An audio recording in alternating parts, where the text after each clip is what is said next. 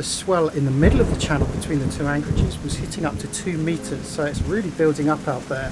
It's actually quite cold now with all this weather coming in. Whilst I've been thinking that we were just going to have a rainy day today, what I have just discovered is that there is a big, heavy front coming up the coast.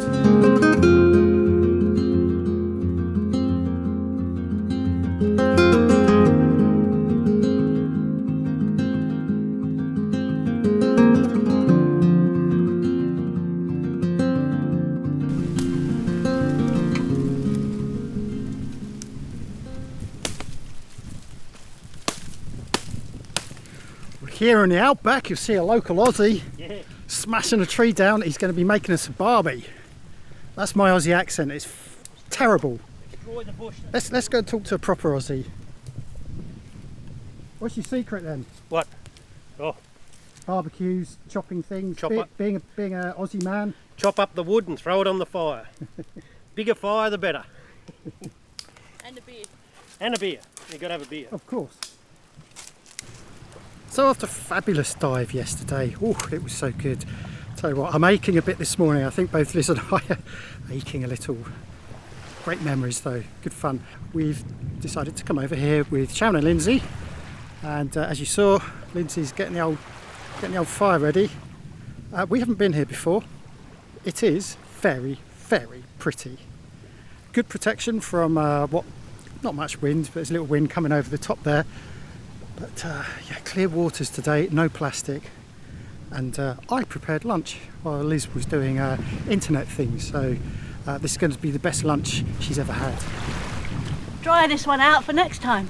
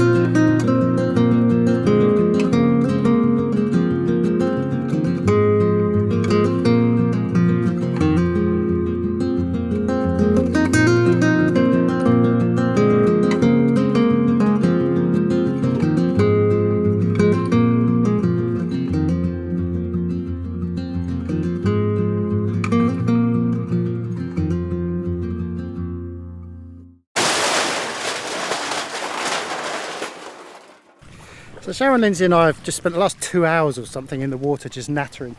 Meanwhile, this guy who's now behind me has been working his way up around the bay, up the reefs. He's got a bendy bucket, a harpoon, but Sharon has got the most important bit of kit. Campong Adidas, flipper style. Woo! How cool! Homemade fins.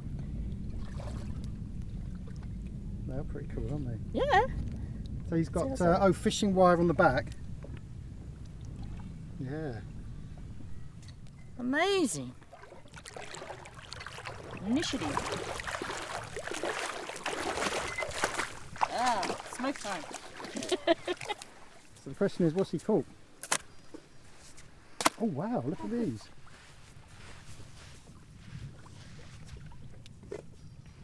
What's your name? My name is Albukari. Albukani. Yes. Nice to meet you, Albukani. So this is for dinner tonight to eat. For the family? Or are you selling for money? From the Philippines.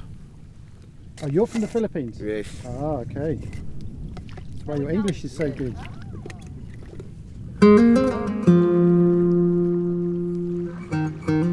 Well, we've just got back after our fantastic barbecue on a desolate beach with Sharon and Lindsay. And as you can see, I've caught a little bit of the sun because I spent too long in the water chatting bollocks. But I thought I'd just very quickly capture the sun as it's setting over there, just capturing the beautiful mountains behind. We thought it was going to rain, but it seems to have moved over in that direction. Perfect end to a perfect day.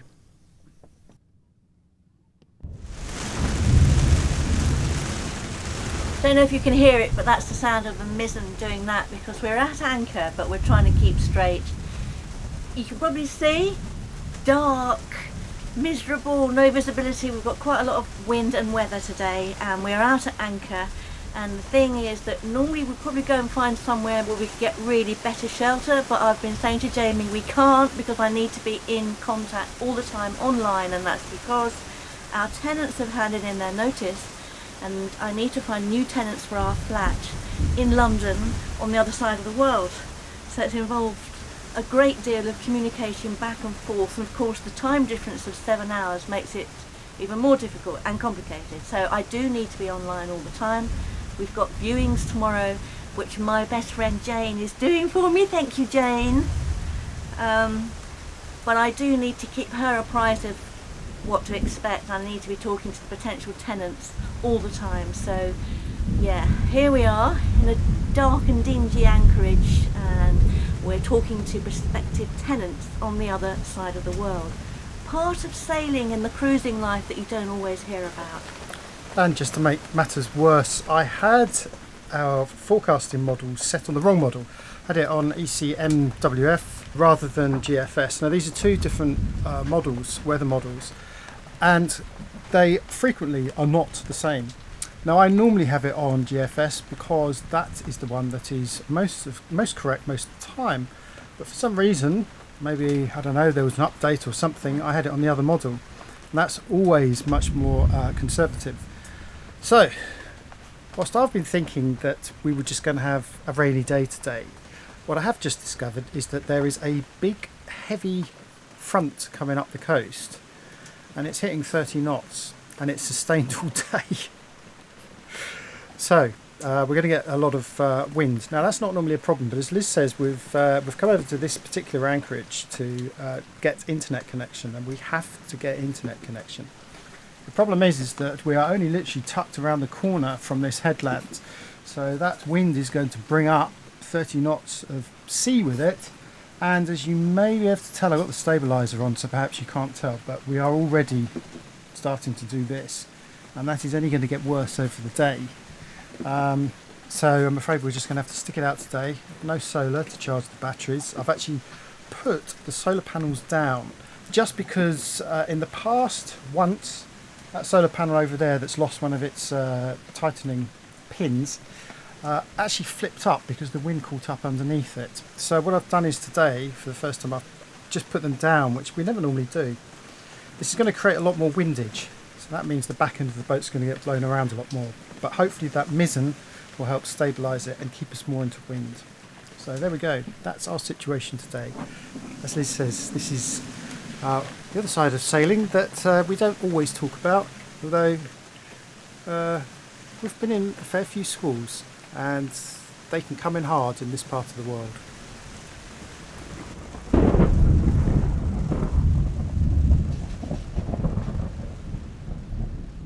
I've made the executive decision to leave.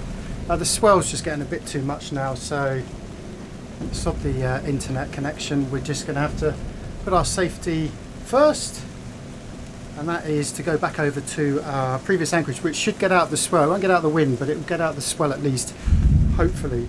The only problem with that place is there's lots of fishing, floating fishing platforms on very long lines, so just got to keep an eye out for that. Anyway, I better get back to the helm for old Liz getting soaked out there. Right, we are now on the other side of the bay, having re-anchored. The swell, as I said, got a little bit too much over there, so we've nipped across, and it is literally 1 mile or so, if that, and the swell in the middle of the channel between the two anchorages was hitting up to 2 meters, so it's really building up out there. The reason why we've come over here is because we have this reef which gives us nice protection from the swell, so even though we have less protection from the wind, which is coming hopefully on the bow, we at least have protection from that swell, because over there it was coming sideways on and I could see it was just going to get worse. So we're safely at anchor here. Our only obstructions and obstacles we have to keep an eye on now are the fishing platforms. This one behind us appears to be on a 200-metre line, because when we were at anchor here the other day, he was swinging around and both song lines, Sharon and Lindsay, and Esper were getting very close to it depending on the direction of the current. We've also got two, I think they're fishing traps tied to black fuel cans just down here, which we want to keep an eye on. But as long as we can seal this, we're good. We just need to sit this out. This is going to carry on all day, and the wind is going to get worse before it gets better. So, yeah. Welcome to Southeast Asia. Okay, half an hour later, and we're still safely at anchor, but that floating little oil can I mentioned earlier is very close to Esper. My worry is that if we spring round we might catch it under the shaft or the prop, and yes, Liz is reminding me it is actually tied to the bottom, so it's marking something. Anyway, the point is that we're just a bit too close to it. So we have two options. We either go further forward or we drop back behind. My main concern is this is the rogue platform. I think it's on at least 200-metre line because it swings in a very big area. So I've just got to decide what we do. If we go further forward, we might get even more protection because we're even closer to the reef, but the problem there is you don't have much room for manoeuvre if it all goes tits up and the wind completely changes direction and you get pushed out. So I think we'll probably drop back just a little bit, just to get out of the way of these floating oil cans, keeping him well away.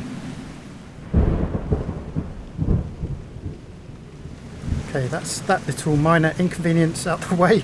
On a whim, I thought I would just grab the boat hook and hook up that floating oil can that was by Esper, and it turns out it's on a very little piece of string and a light weight, so I just pulled it out of the water. It's sitting on deck at the moment, and when we're a bit more comfortable, a bit more settled, I'll chuck it back in the water.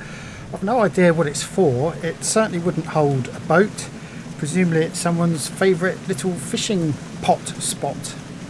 Don't know. Just means we don't have to re-anchor at the moment anyway, so minor inconvenience over with. How's Elizabeth doing? Well, I'm all dressed up, nowhere to go now that we're not moving, but it's nice and warm wearing my sailing jacket because it's actually quite cold now with all this weather coming in.